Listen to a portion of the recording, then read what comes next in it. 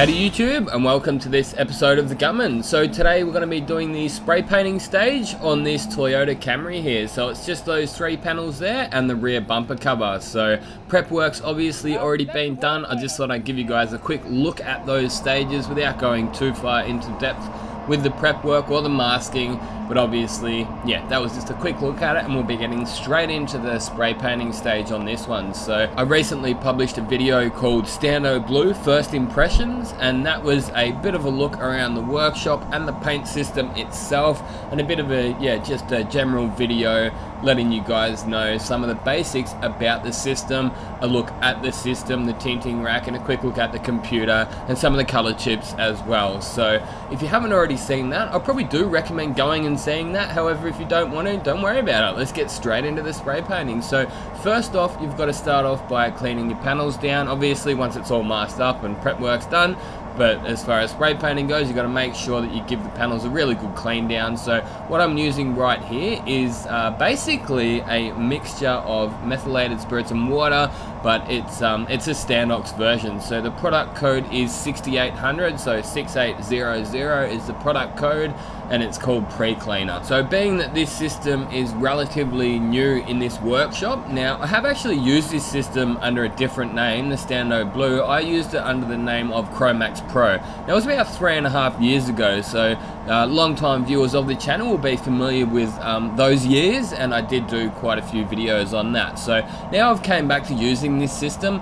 I'm a little bit more prepared to sort of try new things rather than listening to exactly what the paint reps are saying. Like last time I was probably doing it too close to by the book or what the guys were telling me to do. So this time I'm doing some more tests, just trying things out, seeing what does and doesn't work. And one of those things was skipping the wax and grease remover stage. So the guys, the paint rep guys, they'll always tell you to wax and grease remover your panels and then give it the water cleaner, or the 6800 water cleaner after. So I tried not doing that on this job and a couple of other jobs. Now I think it actually worked on this one totally fine, but there was one job that I didn't wax and grease remove, and I got like 1 or 2 little bits of silicone on the blend area. So yeah, look, as I say, you try something, you see if it works. If it does, you go with it. If it doesn't, well, you go back to your old ways. And if it does work, then you've probably saved yourself a minute or 2, whatever it be, per job. And obviously that's going to add up over a year, and that's the way I look at it anyway. So once we've got the panels all cleaned down, the next step is the same as usual, and that's to give it a really good tack rag down. So I do find that, like these, those blue rags that you saw me using before, they're meant to be lint free, but they do leave little bits of dust behind. So yeah, look, this is going to be the last chance I get to tack rag it before I lay my clear coat down. So yeah, just go over it 2 or 3 times. So obviously I did edit a lot of that video footage out of myself just tack ragging. It's going to get pretty boring. So yeah, straight up to the base coat blender stage. So yeah, this is just a ready for use product. Now you can actually slow it down with a little bit of demineralized water. So I did start doing that in the really warmer months, but yeah, basically this stuff here goes on looking all milky, but it does dry down clear. So yeah, don't worry about that. It's not like the final product is going to look all bluey and milky like that. So yeah, straight away you want to go straight over to your other gun and go straight onto your base coat color. So yeah, as I was saying about like trying some new things, another sort of thing I've been trying is adjusting the pressure a little bit lower than what the tech reps say to do. So I'm using 0.8 of a bar. And one thing I have found with this Standoblue, when you spray it the way that the tech reps told me to spray it, you can basically say goodbye to your blends. You know, I mean, we don't always have full panels to blend, as in, let's just say we're painting the rear door. We don't have the entire size of that front door to blend. If we did, yeah, we could spray everything at 2 bar and wouldn't have to worry about our our base coat hitting the adjacent panel, say hitting that fender or something. But as you saw, I had like a little repair halfway across that front door. So if I was to go and spray that at 2 bar, you'd have to be I don't know, really careful not to get that base coat all the way down to the next panel. So as I say, I've been lowering the pressure, lower than what the tech reps say to do, and as I say, I've just been doing a few trials and it's been working. I've been able to replicate the colors very well, even at the slightly lower pressures. So what you might have noticed me doing on this job here was I put the base coat blender down first, then I went and did my blends. So the blends were like the first thing that you look at. So it's nearly like spraying backwards compared to solvent, if you know what I mean. So did the blends first, then I colored in the centers, and then I went, and now I'm going straight away, holding that gun back a little bit, slowing right down, having a very nice tight overlap, and yeah, just putting that effect or tech coat, what a drop coat is, yeah, commonly referred to as a drop coat. So yeah, basically the worst thing that can happen with this Standoblue is that it dries as you're spraying. So you really don't want that blender to dry as you're doing your blend, before you do your blends. So I had one job that just, I made an absolute abortion out of it, right? It was basically right out in the sun before I was color matching it, right? And I brought it into the booth and it was silver. I don't know, I should have known better, right?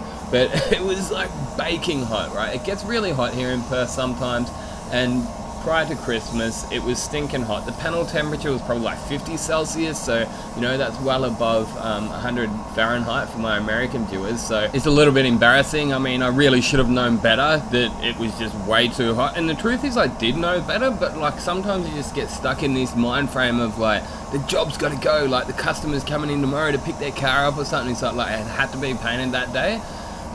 So yeah, basically at the end of the day, it didn't go the next day because the paint was drying way too quick, and it actually didn't look so bad. Like I thought it looked okay in the spray booth until I got it out into the sunlight, and I'm like, whoa man, that's like patchy as. I mean, yeah, so as I say, basically the worst thing that can happen is this stuff is drying too fast as far as getting a good finish and getting it to look nice. So obviously in the cooler months, it's going to be a bit of a, you know, a bit of a drag waiting for it to dry, but at least you'll be able to get it to look nice. So it might slow you down a little bit, but at least you'll get the job to look really nice. So yeah, another really important thing when you're spraying this stuff is like, try to keep your booth maintenance up to date. Like you don't want dusty floors. It's one of those things that like with solvent you'd probably get away with a little bit more. Now because you're using air blowers to dry this stuff, and if you hang around for another minute I'll show you exactly what I mean. I know most of my viewers probably already do know, but I know I've got some punters playing from home and they might not, you know all the tools and equipment and things that I do with the water systems. So yeah, basically because you're putting compressed air and you're blowing air onto the side of the car, right, what can happen if you're not careful, and you can like blow a little bit of dust off the grates on the floor or the wall or anywhere around that spray booth. So if there's like 6 to 8 months worth of overspray built up on your spray booth, you can like dislodge some of that stuff as you're blowing it, and then that can end up landing in your panel, and you really don't want that, obviously, for obvious reasons. You end up with dust all through your paint job. But apart from that, as you can see here, that only took me a couple of minutes to apply that base coat. Nice quick procedure, and you can also see that it is starting to dry. So by the time I got the bumper sprayed, the base coat blender is already starting to dry down, if not completely dry, and then the center areas where the base coat, where I had to color it in, where the base coat was, that's also starting to dry down. And this is what I was telling you guys about before with the air blowers. So what you want to do is set yourself up sort of on that, I don't know, like 10 or 20 or 30 or something like that degree angle, so you're blowing down the side of the car so that you're basically covering the most amount of surface area with that air blower. Yeah, I can imagine that using a full dry floor booth, like a concrete floored booth, could get pretty messy with this if you're not really careful. Like you would have to spend an extra bit of time keeping that spray booth floor nice and clean every time before you put a job in there. Like that 5 minutes cleaning it before you went in there, you'd probably save it in the detailing bay. But as I say, if your spray booth is nice and clean, this base coat itself, it dries down so slick and so smooth, and it just, the jobs do seem to come out a lot cleaner. I think anyway, than with solvent. Like, you get less grit in this base coat. Like, sometimes it'll look a bit weird in the base coat, like all lumpy and stuff like that, but then it just dries down and it's just smooth as silk and nice and buttery smooth. It also feels like when you go and put your clear coat on, it just nearly feels like you're flow coating, like every single job. That first coat of clear is just not fighting the base coat, if you know what I mean. So with solvent, it just feels like sometimes that first coat, you just got to really pound it on nice and heavy, just to like fill up some of the texture of the base coat, if that makes sense. Whereas this Standoblue water system, it just goes, it's just laid down nice and smooth without the solvents in there to sort of like draw the life out of the clear coat. So yeah, I've just been really enjoying spraying this system lately, and as I said, now that I've sort of freed up a little bit, I'm not so like, I don't feel as if I'm constrained by those certain pressure settings, because I can guarantee you now, like if I was spraying that front door on this car here with 2 bar like they recommended to me years ago, I basically wouldn't have been blending. You know, I would have had base coat color all the way up to the guard, and you know, why blend? But if you can't blend, like, yeah, that's, you know what I was saying to the guys this time? I'm like, man, you wouldn't water your pot plants with a fire hose, would you? So, you know, like, I'm spraying this gun here. So this is the Jet Phaser, one hell of a nice spray gun, I might add. A little bit on the pricey side, obviously, but I've been really enjoying using that for the last month or so. But yeah, I'm spraying this clear coat here at 29 psi, or just below. So that's approximately 2 bar, or as I say, just below 2 bar pressure. So you really can imagine what would happen. You'd just be having overspray all over your blend panel and you wouldn't be blending. So the gun that I was using for base coat was the DeVilbiss DV1 base gun. So that's the HVLP Plus air cap and 1.2 fluid tip on it, and I had that right down to 0.8 of a bar. So that was with the digital gauge. So as I have mentioned in previous videos, what it says on the digital gauge will actually be a little bit different if you're running an analog gauge at the base of the gun. So if you've got the analog version or the non-digital version, and you do have your own separate sort of cheater valve / gauge on the bottom of the gun, then that will probably be running around like 1.2, 1.3 bar. So when I say 0.8 of a bar on the DV1 digital, it's probably closer to like 1.1 to 1.2. I'm not 100% on the exact conversion, but all I know is that with the digital one, spraying this stuff here, you can go right down to 0.8 of a bar, and you can blend it nice and easy, and it will also replicate the color chips as well. So that was the main reason that the paint reps told me not to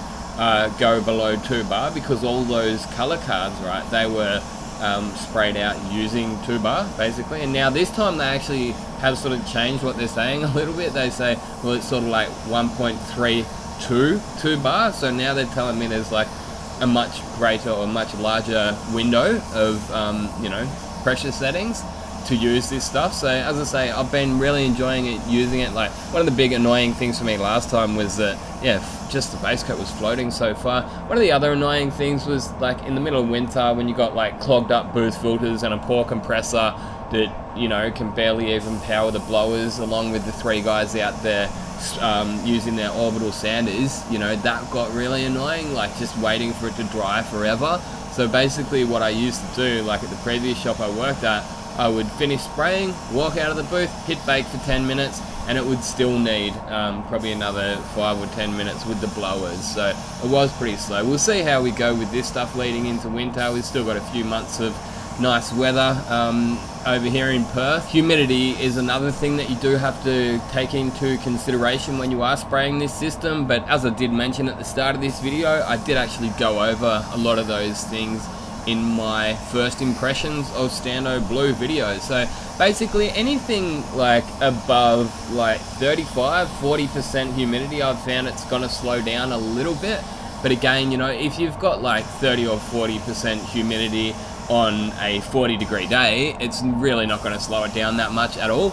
But yeah, they do have a chart on that, so yeah, you can sort of like use the slower adjusters on the low humidity days and then the faster ones on the high humidity days. But yeah, it's all good. So with this color here, what I did, I think they had like 2 or 3 color cards, and that was 1G3 magnetic. So they've got a big color box in there. They've got most of the current model colors, you know, the popular ones anyway. Not all of them, but yeah, most of them. So, you know, most of your Toyotas, you're gonna have your 2 or 3 color chips. So I got the color chips, had a look at them. I decided this is the one I wanted. I didn't even spray the color out. I'm that confident with these color cards now that I can look at it, mix it up point for point. So as long as you don't go and put an extra 10% black in and then expect the color to match, you know, mix that color up properly. As long as you mix it up properly and spray it within that sort of pressure range, which, as I say, it's on the DV1 base, it's probably around from 0.8 of a bar to 1.3 or 1.4 even, if you really wanted to go nice and high, which you can do if you want to. But yeah, it's all good. So there you go, there's the job. I reckon that looks pretty nice. That blended out quite nice. As you can see there's basically barely even a drop on the adjacent panel. However, sometimes I have noticed that, like, sometimes you can get a bit of overspray on the adjacent masking, but I don't think it's actually all the way up the panel, if that makes sense. It's because, like, sometimes the masking sits up a little bit, so it can sometimes actually look like you've got too much paint down the panel, but you actually haven't, if that makes sense. And that's not an excuse. I'm not here to make excuses. I don't actually have to, like, prove anything to my audience, believe it or not. You know, like, my boss is the one that I'm, you know, trying to prove things to, and he's happy with my work most of the time. I don't really do too many reworks, and part of that is because I take my job very seriously, and I've got that personality where I hate being wrong. So if I have to redo something, I take that as like a personal insult. So that's what I was saying to one of the panel beaters the other day. I'm like, man, I reckon that's part of the reason that I kind of got good at this job, because I've just got that personality that hates being wrong, if you know what I mean. So at the risk of coming across as a bit of a know-it-all or arrogant or whatever, that's actually driven me to be better at my trade. So yeah, take that same approach if you want. Just get shit right the first time. And as you can see here, that's a really nice finish. It blended out nicely. The color match is very nice. And it also did replicate that color chip. So I actually did get that color chip, put it up against my color, and it did replicate very nicely.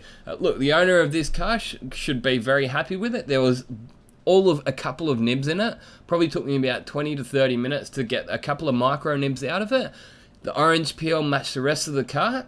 Everyone's happy. I hope you guys did enjoy watching this video, and if you did, give it a like. Leave a comment down below. I can't guarantee I'll get back to you, because obviously I am a busy man. I've got a full-time job and my own life. So yeah, I'll do my best to get back to you. Until next time, get out there and paint some shit. Thanks for watching, and this has been another Gunman production. Goodbye.